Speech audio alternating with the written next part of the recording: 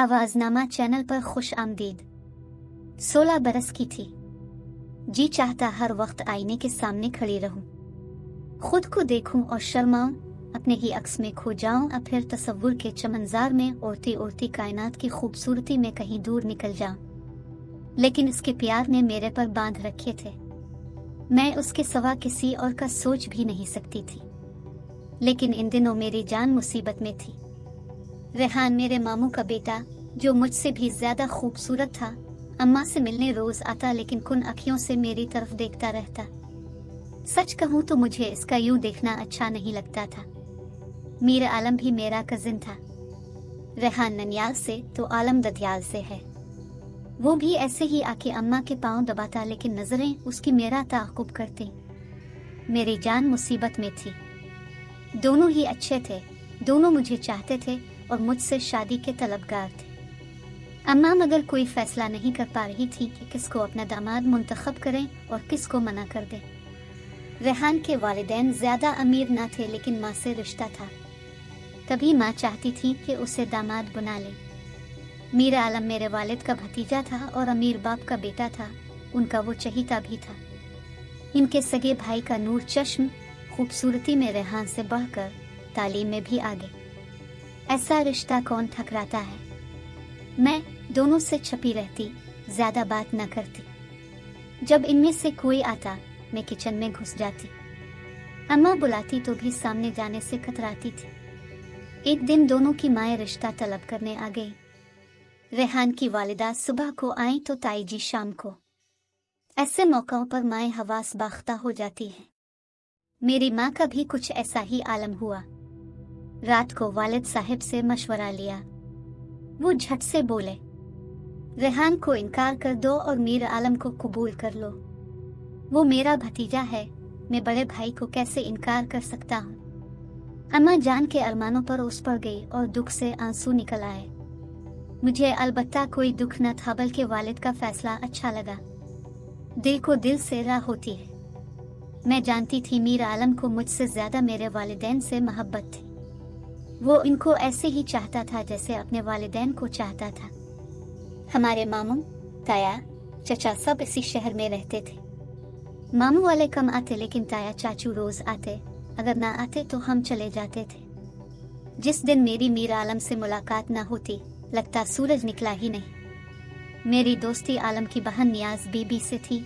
हम उसको नाजो बुलाते। इसकी और ताई की भी ख्वाहिश थी कि मैं उनके घर की बहू बनूं। एक दिन नाजो की ज़बानी पता चला कि मीर आलम अपनी खाला के घर कराची जा रहा है। ये सुनकर मैं रंजीदा हो गई। 100 तरह के अंदेशे दामनगीर थे। इसकी खाला की बेटियां थीं और मैंने सुना था कि खाला उसे दामाद बनाना चाहती है। मैंने बहुत दुआ की कि वो कराची ना जाए। ज़बान से कहना सकती थी कि इसके साथ बेतकल्लुफ़ी न थी, इसलिए रोक भी ना सकी। वो चला गया और मैं 100 अंदेशे दिल में छुपाए ससकती रह गई। अब ताई का घर काटने को दौड़ता था। मैंने उनके घर जाना छोड़ दिया। नाजो कहती कि अब तुम हमारे घर क्यों नहीं आती। उसे क्या बताती कि क्यों नहीं आती। मीर आलम एक माह के लिए गया था और 3 माह लगा दिए। नाजो बताती कि भाई वहाँ बहुत खुश है, इसका दिल लग गया है, तभी लौटने का नाम नहीं ले रहा। मैं ये बातें सुनती तो दिल बैठ जाता। अब मुमानी और रेहान का अफसुर्दा चेहरा याद आता, जिनको हमने मीर आलम की खातिर ठुकरा दिया था। शायद हमें उनके खुलूस को ठुकराने की सजा मिली थी। उधर आलम और उसकी खालाजाद नीलम के बारे एक हो जाने की चाह में गोइयां ताया के घर में शुरू हो गई थी। उधर मुमानी जान आखिरी बार रेहान के लिए हमारे घर मिन्नत समाजत करने आ गई, लेकिन मेरा दिल नहीं माना। मैं समझ रही थी कि मीर आलम जरूर आएगा, वो नीलम से शादी नहीं करेगा। अम्मा जान ने आखिरी बार मुझसे पूछा, बेटी क्या ख्याल है, तुम्हारी मुमानी को हाँ कर दूं? तो मैंने नफी में सर हिला दिया, क्योंकि मेरे दिल को यकीन था आलम जरूर आएगा और मुझको इसका इंतजार करना चाहिए। आखिरी बार इनकार सुनकर मुमानी फिर नहीं आए, बल्कि खफा होकर चली गई और अपनी भांजी से बेटे का रिश्ता पक्का कर दिया। यूं रेहान और माँ हम एक हो गए। अब मामू हमारी तरफ नहीं आते थे, लिहाजा हमें इल्म न था कि वो कैसी जिंदगी गुजार रहे हैं। इन दिनों मुझे इन लोगों की परवाह भी नहीं थी। मेरे दिल के धागे तो ताया के घर से बंधे हुए थे। मुझको इंतजार था तो इसका जो कराची जाकर वहां का हो रहा था उसे तो किसी की याद भी नहीं आती थी। कराची शहर ने इसके पांव जकड़ लिए थे। मेरे अरमान मेरी सोचों के जाल में कैद थे। आलम के सिवा किसी और बारे सोच भी ना सकती थी। उसे गए कुछ माह हो चुके थे। एक दिन कराची से हमारी एक रिश्तेदार यास्मीन आई। इसने बताया कि आलम ने कंप्यूटर कोर्स में दाखिला लिया हुआ है और वहाँ बहुत खुश है। इसकी खाला हर सूरत इसको अपना दामाद देखना चाह रही है, तभी वो इसको पढ़ा रहे हैं ताकि बैरून मुल्क भिजवा सकी। ये सुनकर मेरी उम्मीदों के सारे चिराग बुझ गए। हरास दम तोड़ गई। बहुत रोई। इस कदर दुखी हो गई कि मर जाने के सिवा कोई और बात ना सूझती थी। नाजो मुझे तसल्ली देती कि खातिर जमा रखो, मेरा भाई जरूर आएगा, वो शादी तुम ही से करेगा। मेरे पास नाजो की बातों पर यकीन करने के सिवा कोई चारा न था।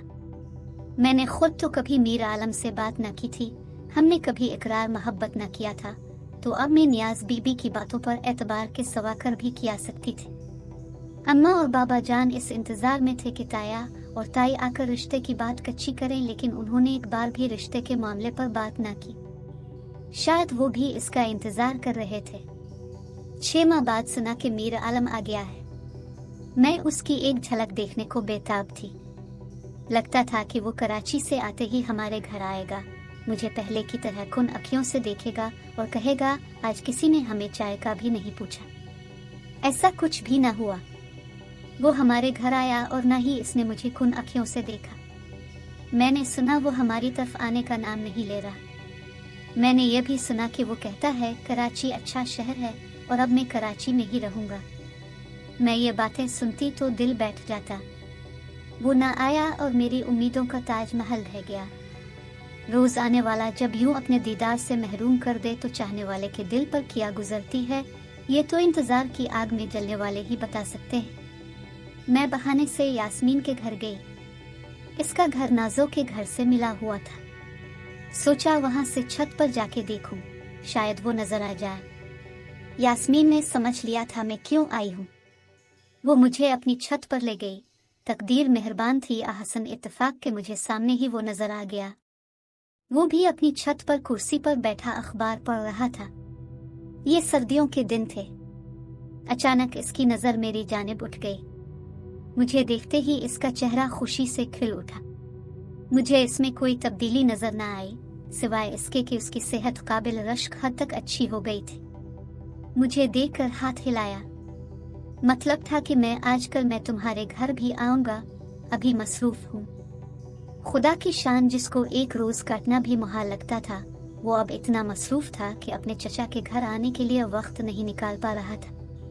मैं इसके इस तर्ज अमल को क्या समझती। मैं खुश थी मगर ना खुश भी थी। बोझल कदमों से घर आ गई। जो काम करती गुमसम हो जाती, काम करना भूल जाती थी। सोचती थी ये सब क्या है, क्या वो बदल गया है। इसका तर्ज अमल अजीब हो गया था। इस बात की तह में कोई बात तो पोशीदा थी। अगले दिन वो हमारे घर आया। मुझे देखकर इशारे से सलाम किया। मैंने मुस्कुराकर सर झुका लिया था। वो हसब मामूल अम्मा जान के सामने बैठ गया। मैं किचन में इसके लिए चाय बनाने चली गई। सोचने लगी हम मशरकी लड़कियां भी कैसी भोली होती हैं, किसी से कुछ कह सुन भी नहीं सकती। जिसको दिल का मालिक बनाया था, काश इससे एक सवाल कर लेती कि आलम सच सच बता दो क्या तुम मुझसे शादी कर रहे हो। अम्मा से बातें करके वो चला गया। इसने मुझसे कुछ कहा ना सुना। मैं भी इससे कुछ न जान सकी कि इसके दिल में क्या है। चंद दिन रहकर वो कराची वापस चला गया, क्योंकि उसे कोर्स मुकम्मल करना था। जाते हुए भी वो मुझे खुदा हाफिज कहकर ना गया। कैसे कहता, हमारे खानदान में रिवाज ही ना था। इस बार तो ऐसा लगा जैसे वो मेरा सब कुछ ही मुझसे छीन कर ले गया है। मेरा दिल खाली हो गया था। अम्मा बाबा को भी अंदाजा हो गया कि इसके वालिदैन ने रिश्ते के लिए सरसरी पूछा था, कोई वाज़ेह बात नहीं की थी। गोया उनका ख्याल बदल गया था, वरना कोई तसल्ली आमेज बात तो करते। यकीनन वो नीलम को बहू बनाने बारे सोच रहे थे। नाजो ने एक दिन बताया कि इसके वालिदैन कराची जा रहे हैं। खाला ने बुलाया है, वो नीलम का रिश्ता तय करना चाहती हैं। अगर मेरी माँ को नीलम पसंद आ गई तो वो इसका रिश्ता मीर आलम से कर देंगी। यह खबर क़यामत थी जो मुझ पर गुजर गई। इस दिन मैं बिल्कुल मायूस हो गई। इस बात की भनक अम्मा जान के कान में पड़ी तो वो भी अफसोस करने लगी कि ये कैसी भूल हमसे हो गई। काश कि मैं हुमा का रिश्ता अपने भांजे रेहान को दे देती तो आज इस तरह लेने के देने ना पड़ते। अब तो वो भी हाथ से गया और आलम भी हाथ ना आया। अम्मा बीमार पड़ गई। वो पीली जर्द होती गई जैसे ये गम उनका कलेजा खा लेगा। कभी लौटी हुई खुशी वापस मिल जाती है और वो मुराद बराती है जो कभी पूरी नहीं हो सकती। उन्हीं दिनों जब मीर आलम कराची चला गया और अम्मा मायूसी के घटा टोप अंधेरे में डूबी हुई थी, अचानक उम्मीद की किरण जागी। किसी ने इत्तला दी कि रेहान का बीवी से झगड़ा हो गया है और वो रूठ कर मैके चली गई है। सास ससुर मनाने गए लेकिन इन लोगों ने तलाक का मुतालबा कर दिया। इन दिनों रेहान की बीवी एक बेटे की मां बन चुकी थी। इसने मजबूर होकर बीवी को तलाक दे दी। बीवी ने बेटा भी रेहान को दे दिया और उनका घर छोड़कर चली गई। अब रेहान को अपने बच्चे की परवरिश के लिए एक ऐसी औरत की जरूरत थी जो बच्चे को माँ का प्यार दे सके। रेहान को मुझ पर एतमाद था कि मैं ही वो हस्ती हो सकती थी जो इसके बच्चे को माँ का प्यार दे सकती थी। मामू और मुमानी की भी देरी ना ख्वाहिश थी मुझे बहू बनाने की। वो एक बार फिर हमारे दरवाजे पर सवाली बनकर आ गए।